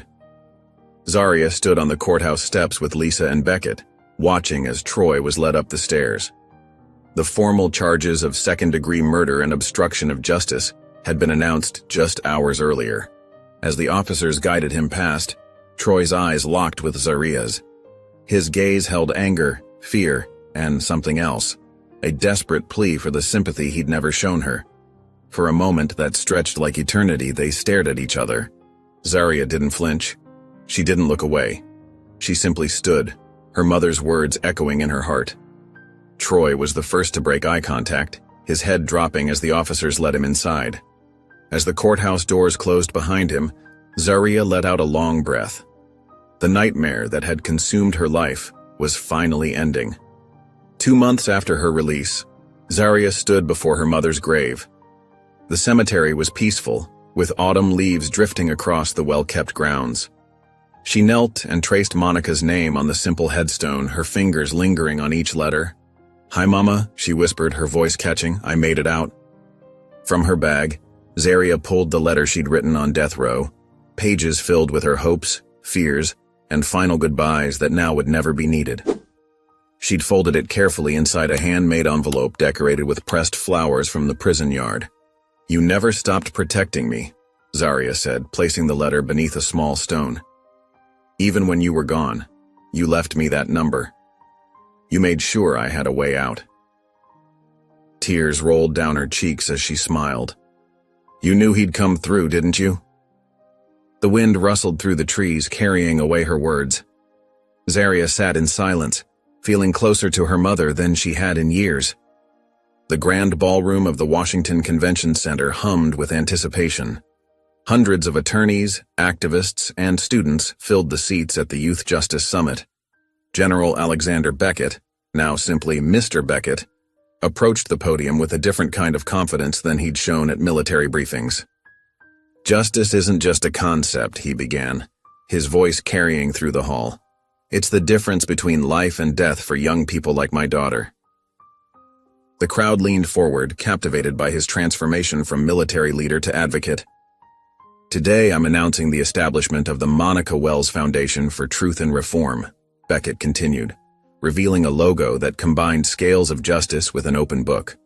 Named for a woman who fought for justice her entire life, this foundation will provide legal aid and policy advocacy for wrongfully convicted youth. Applause erupted as Beckett outlined the foundation's 3-part mission: legal representation for the innocent, policy reform to prevent future injustices, and education programs to build a new generation of justice advocates. "My daughter almost died because of systemic failures I helped maintain," Beckett said, his voice steady but emotional. "This foundation is not about erasing that guilt.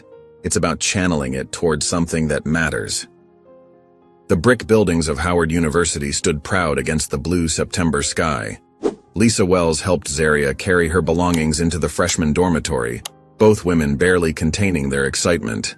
"Your mother would be so proud," Lisa said, arranging Zarya's books on the small desk. "She always dreamed you'd come here someday." Zarya smoothed her hand over the university sweatshirt she'd received at orientation that morning. "I still can't believe I'm really here." Later that afternoon, Zarya attended her pre-law orientation.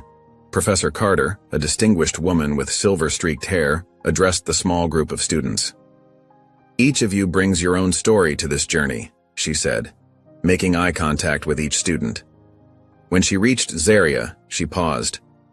"Some of you have already witnessed the justice system's deepest flaws firsthand." After the session, Professor Carter approached Zarya with a thick law textbook. "Ms. Wells," she said warmly, "I believe this belongs to you now." Zarya took the book, running her fingers over its leather binding. The weight of it felt right in her hands, substantial, important. Her eyes shone with renewed purpose as she clutched it close to her chest. "Thank you," she said, her voice steady and clear. The midnight stillness wrapped around Howard University like a gentle blanket. Most students had long since fallen asleep, but Zarya Wells sat cross-legged on her bed, gazing out the window at the moonlit campus. The peaceful quiet felt almost unreal after months of prison's constant noise and fear. She ran her fingers along the edge of a brand-new leather-bound notebook, a gift from Lisa on her first day of college. Taking a deep breath, Zarya opened to the first blank page and uncapped her pen. For a moment, she hesitated, then began to write in her neat, careful handwriting. "This is the story of how I almost died, and the man who saved me by finally being my father." The words flowed more easily after that. Memories poured onto the page, some painful, some healing. Zarya wrote until her hand cramped, occasionally glancing up at the peaceful campus that represented everything she'd almost lost. This wasn't just therapy, it was testimony. Her story deserved to be told. Alexander Beckett stood in the center of his Pentagon office, now stripped of personal items. The space that had defined him for decades looked strangely impersonal, just another room waiting for its next occupant. He ran his hand along the polished desk where he'd made decisions affecting thousands of lives. The weight of that power had once felt necessary. Now it felt like a burden he was finally setting down. From his briefcase, Beckett pulled out a framed photograph he'd never displayed here. It showed Monica Wells holding baby Zaria, both smiling in the golden light of a West African sunset. Lisa had given it to him after the trial, reluctantly at first, then with understanding. "You should have this," she'd said. "It's time you knew what you missed." Beckett placed the photo in his briefcase with care, snapped it shut, and took one final look around. Without ceremony, he reached for the light switch and turned it off, closing the door on his military career. The weekend cafe buzzed with quiet conversation. Zaria arrived first, choosing a corner table away from the windows. When Beckett entered, he spotted her immediately, her posture straight but relaxed, so like Monica's. "I ordered you black coffee," Zaria said as he sat down. "Lisa mentioned that's how you take it." "Thank you," he replied, surprised by the thoughtfulness. For the first time, they talked without the shadow of death or courtrooms hanging over them. Zaria described her literature professor's passionate lectures on James Baldwin. Beckett recommended history books that had shaped his worldview. "Mom loved reading," Zaria said, stirring her tea. "She'd stay up all night with a good book." Beckett smiled. "She once read an entire medical journal on our flight to Senegal, said she couldn't waste the time just sleeping." When Zaria mentioned her journalism elective, her eyes lit up with excitement about an upcoming assignment.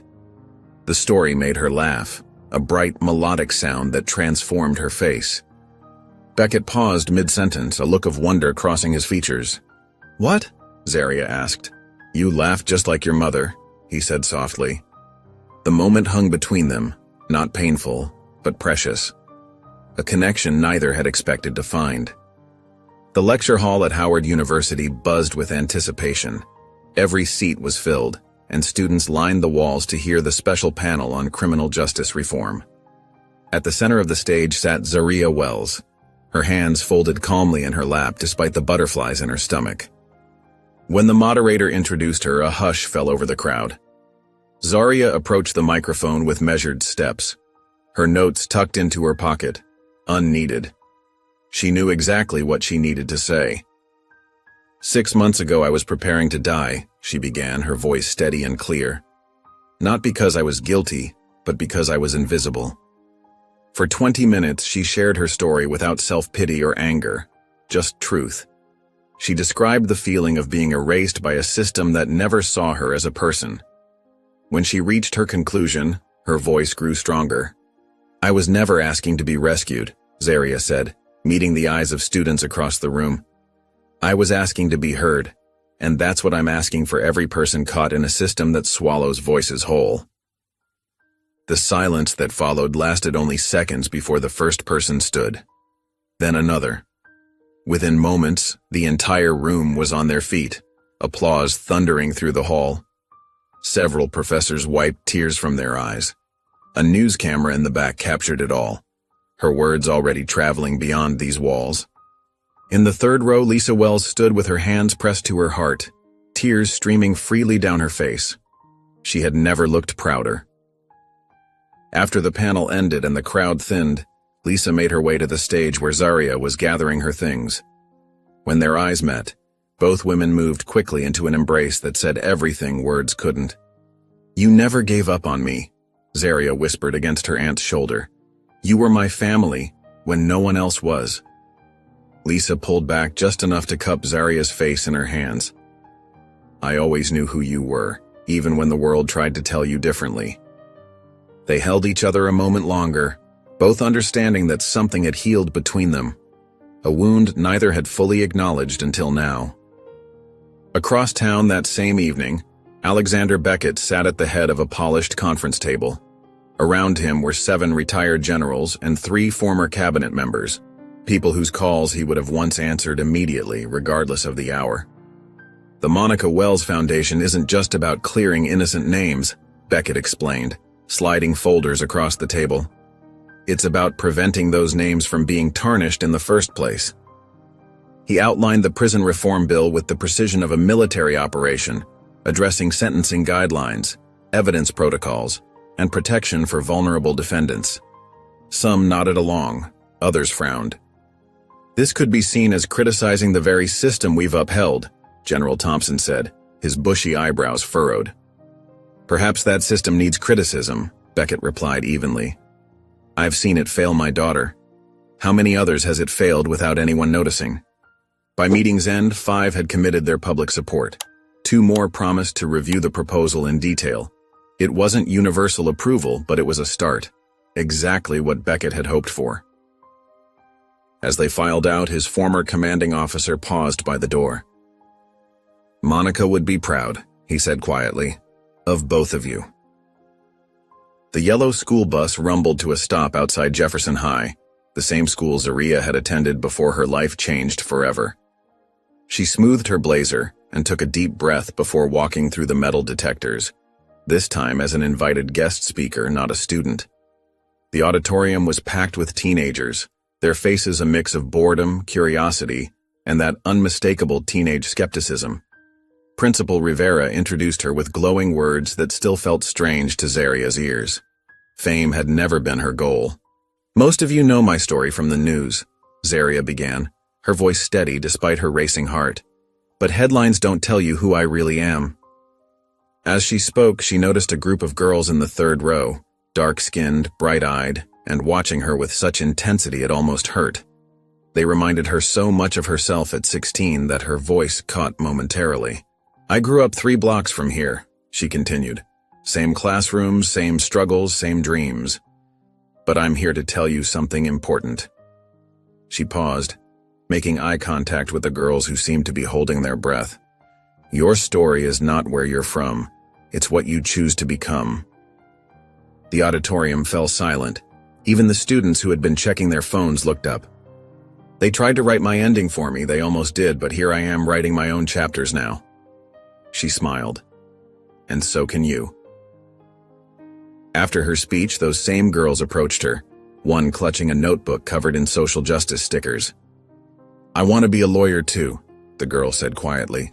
But everyone says people from our neighborhood don't make it that far. Zaria gently took the notebook, borrowed a pen, and wrote inside. They're wrong. Start proving it today. The prison visiting room hadn't changed. Same uncomfortable plastic chairs, same fluorescent lights that made everyone look ill. But this time, Alexander Beckett sat on the visitor's side, his military posture softened only slightly by civilian clothes. Dana entered with surprise written across her face. She recognized him immediately from the news coverage. You're Zaria's father, she said as she sat down. Beckett nodded.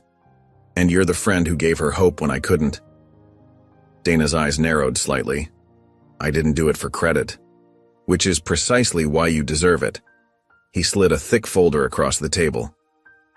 The Monica Wells Foundation has been reviewing cases similar to Zaria's. Yours caught our attention. Dana stared at the folder without touching it. These are legal documents prepared by our team, Beckett explained. We believe there are grounds to reopen your case based on improper evidence handling and witness testimony inconsistencies. Dana's hands trembled as she finally reached for the folder. Someone believed in my daughter, Beckett said quietly. Now it's time we believe in you. Dana opened the folder, her eyes scanning the first page before looking up with the first genuine hope she'd felt in years. The marble steps of the D.C. courthouse gleamed in the morning sun as Zaria climbed them, briefcase in hand. She paused momentarily, remembering the last time she'd entered this building, in handcuffs, terrified and alone. Today she wore a tailored navy suit, her intern badge for the district attorney's wrongful conviction unit displayed proudly on her lapel. Inside, legal program director Marianne Chen waited with a case file. Ready for your first case, Ms. Wells? She asked, handing over the thick folder. Zaria nodded, opening it to see the face of a 17-year-old boy staring back at her from his mugshot.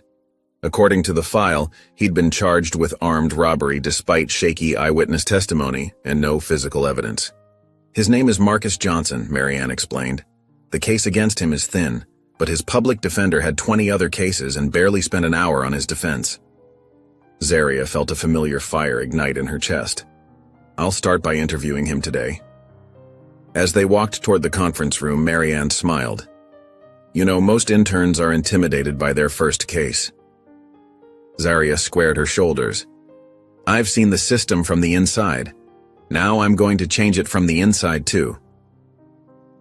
The morning sun cast a warm glow through the windows of Monica's table, a small community center nestled in the heart of the city. Volunteers bustled about, setting up breakfast stations while families began to trickle in. The center's mission was simple but powerful, providing support to those affected by incarceration. Zaria moved with purpose, greeting families she recognized from previous weeks. Her hair was pulled back in a neat ponytail, and she wore a simple t-shirt with the center's logo, a table surrounded by silhouettes of people holding hands. Across the room, General Alexander Beckett, now just Alexander to everyone here, looked almost out of place in his casual button-down shirt and jeans. His military bearing remained, but there was a softness to him now, a vulnerability that hadn't been there before. A small girl with beaded braids approached Zaria with a math worksheet clutched in her tiny hands. Miss Zaria, can you help me with fractions again? The child asked, her voice small but determined. Of course, Kiana. Zaria smiled, pulling out a chair. Let's see what we're working with today. As Zaria patiently explained equivalent fractions using paper plates as visual aids, Beckett stood by the coffee station, watching. His eyes never left his daughter, the way she leaned in when Kiana spoke, how she celebrated each correct answer with a high five, the gentle patience in her voice when explaining concepts again. Something tightened in his chest. This was Monica's kindness living on in their daughter. He had missed so much. During the lunch break, when the center quieted down, Beckett gathered his courage. He approached Zaria with a weathered envelope under his arm. Do you have a minute? He asked. They sat across from each other at a small table in the corner. Beckett placed the envelope between them. Your mother sent this to me when you were about 2 years old, he explained, his voice uncharacteristically uncertain. I never opened it. I was afraid, I suppose. And now? Zaria asked, her eyes steady on his face. Now I'm more afraid of not knowing, he admitted. Together they opened the envelope. Inside was a small photo album, its cover faded blue with tiny yellow stars. As they turned the pages, Monica's life with baby Zaria unfolded before them. Zaria's first smile, first steps, first birthday cake with one candle. Monica's handwriting labeled each moment. She looked so happy, Beckett whispered, tracing Monica's smiling face in a photo where she held Zaria up to see snow for the first time. She was, Zaria confirmed, her fingers lingering on a picture of herself in Monica's arms. Aunt Lisa always said Mom found joy in everything. As the day wound down and they helped clean up the center, Beckett walked Zaria to her car. Would it be okay if we did this again next Saturday? He asked, uncertainty making him look years younger. Zaria grinned, a spark of mischief in her eyes. Only if you let me teach you how to cook something that's not out of a can. Beckett laughed, a real laugh that reached his eyes. It's a deal. The evening sky painted soft purples and oranges across the horizon, as Zaria walked the familiar streets of her childhood neighborhood. These same sidewalks that once felt like a gauntlet of judgment and whispers now carried a different energy. She paused at the corner store where Mr. Jenkins used to eye her suspiciously. Today, he waved warmly through the window. A group of young girls playing double dutch on the sidewalk stopped their game as she passed. One nudged another, pointing discreetly. That's her, that's Zaria Wells, the tallest girl whispered, admiration clear in her voice. Zaria smiled and gave them a small wave. The girls giggled and waved back enthusiastically. It felt strange, this newfound respect where once there had been only suspicion. The community that had once been quick to believe the worst about her now looked at her with pride. Mrs. Carter, who used to hurry her children inside when Zaria walked by, now stood on her porch and called out, "We're all so proud of you, honey." Zaria thanked her with a nod, emotion catching in her throat. The journey from accused murderer to symbol of justice had been long and painful, but moments like these reminded her it had all been worth it. When she reached her aunt's apartment building, she took the stairs slowly, savoring the feeling of coming home.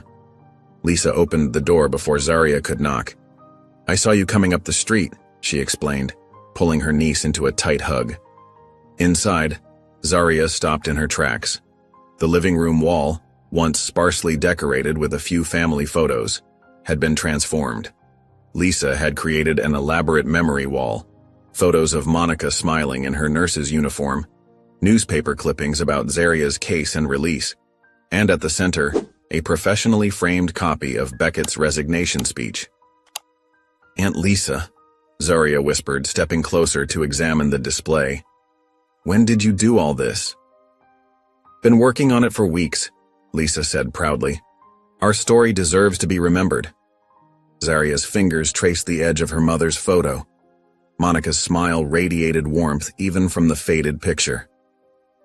Crossing to the bookshelf, Zarya pulled out her latest journal, a leather-bound book Beckett had given her. She placed it carefully on the shelf beside her other journals, each one documenting a chapter of her journey. The final line she'd written earlier that day stared back at her.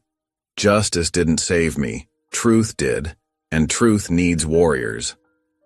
Zarya looked up at her mother's portrait, the familiar eyes that seemed to follow her even now. "We made it, Mama," she whispered, her voice breaking slightly. "We really made it." Alexander Beckett straightened his tie as he entered the congressional hearing room. Though he no longer wore his military uniform, he carried himself with the same discipline and purpose. The room buzzed with anticipation. Cameras flashed and reporters whispered as he made his way to the witness table. The Wells Act had been months in the making. Named after Zarya, it would ban executions for anyone under 21 and create strict transparency requirements for prosecutors. Beckett had helped draft it alongside criminal justice reform advocates, pouring countless hours into its language. "General Beckett, we welcome your testimony," Congresswoman Harris said, gesturing to the microphone. Beckett leaned forward. "Thank you, Madam Chairwoman. I come before you not as a military leader, but as a father who nearly lost his daughter to a broken system." Across town at Howard University, Zarya sat in the student lounge surrounded by classmates. Her eyes remained fixed on the television screen showing the hearing. Her heart pounded as she watched her father speak with conviction and clarity. "That's your dad?" a fellow student whispered in awe. Zarya nodded, unable to speak as emotion tightened her throat. Back at the hearing, Beckett methodically laid out the flaws in the justice system that had nearly cost Zarya her life. Rushed investigations, suppressed evidence, racial bias, and a system more concerned with convictions than truth. "The Wells Act isn't about being soft on crime," he explained. "It's about ensuring we never execute an innocent person." Questions came from both sides of the aisle. Some skeptical, others supportive. Through it all, Beckett remained steady, answering with the precision that had once made him a formidable military strategist. As the hearing drew to a close, Congresswoman Harris asked for his final statement. Beckett paused, looking directly into the camera. "Being a father doesn't mean being perfect. It means showing up when it matters. I failed once. I won't fail again." His voice cracked slightly. "This bill gives others the second chance my daughter and I received." The committee room fell silent before erupting in applause. Even the most conservative members nodded in respect. Minutes later, the committee voted unanimously to advance the Wells Act to the full House. In the hallway afterward, surrounded by congratulatory handshakes, Beckett felt his phone vibrate. He excused himself and answered. "Hello? I'm proud of you, Dad." Zarya's voice was clear and strong. Beckett smiled, clutching the phone like a lifeline. The word, Dad, still felt new, precious. "Thank you," he said softly. "That means everything." The soft golden light of dawn stretched across Washington, D.C., painting the city in hues of amber and rose. Zarya Wells sat alone by the edge of the reflecting pool, her knees pulled up to her chest. The water lay still before her, a perfect mirror for the awakening sky. She wore a simple white sweater against the morning chill, her dark curls framing her face as she gazed out at the peaceful scene. Alexander Beckett approached quietly, his footsteps gentle on the path. He had traded his military uniform for a simple button-down shirt and slacks. Spotting Zarya, he slowed his pace, taking in the sight of his daughter in this moment of solitude. "Mind if I join you?" he asked softly. Zarya looked up and nodded, a small smile touching her lips. "I was hoping you'd come." Beckett lowered himself beside her, his movements careful and deliberate. They sat together in comfortable silence, watching the sun's rays stretch across the water. Neither felt the need to fill the quiet with words. It was a peace they had earned through months of healing, of learning to be father and daughter after decades apart. The Washington Monument stood tall in the distance, its reflection rippling gently in the pool. Birds called to one another, welcoming the new day. After several minutes, Zarya reached into her pocket and pulled out something small, a carefully folded paper boat crafted from crisp white paper. With gentle fingers, she smoothed its edges. "I made this last night," she said, her voice barely above a whisper. Beckett watched as she turned the boat to show him the words written in her neat handwriting across its sail. Monica Wells. Truth, freedom, forgiveness. His breath caught in his throat. Monica's name, written in their daughter's hand, brought a rush of memories. Monica's laugh, her determination, her unwavering belief in justice. "It's beautiful," he said simply, the words inadequate for what he felt. Zarya nodded, then leaned forward. With careful movements, she placed the paper boat onto the surface of the reflecting pool. It bobbed gently before finding its balance, then began to drift slowly away from the edge, carrying its precious cargo of words. "For Mom," she said, "and for us." The tiny vessel moved steadily across the water, growing smaller as it journeyed toward the center of the pool. Both watched in reverent silence as it carried away symbols of their shared pain and healing. Beckett hesitated, then reached out and took Zarya's hand in his. Her fingers were warm and strong as they curled around his. It was a simple gesture, yet filled with meaning, a connection that had once seemed impossible. The sun continued its ascent, casting long beams across the water. The city was waking up around them, but in this moment, they existed in a peaceful bubble of their own making. Zarya turned to look at her father, her eyes bright with unshed tears. "I think she'd be proud of us," she said. Beckett met his daughter's gaze, seeing so much of Monica there, the same determination, the same capacity for forgiveness, the same unwavering strength. "I know she would," he replied, his voice steady despite the emotion that threatened to overwhelm him. They turned back to watch the little boat as it continued its journey across the water, growing smaller in the distance. Two people once torn apart by silence, now sitting side by side, healed by truth. The past wasn't forgotten, but it no longer stood between them like an uncrossable chasm. In the gentle light of morning, father and daughter sat together in peace, honoring the woman who had connected them and the difficult path that had finally brought them to each other. If you enjoyed the story of Alexander and Zarya, I handpicked this next story. If you enjoyed the story of Alexander and Zarya, I handpicked this next story that you will enjoy. Please don't miss this one. Click here to watch it.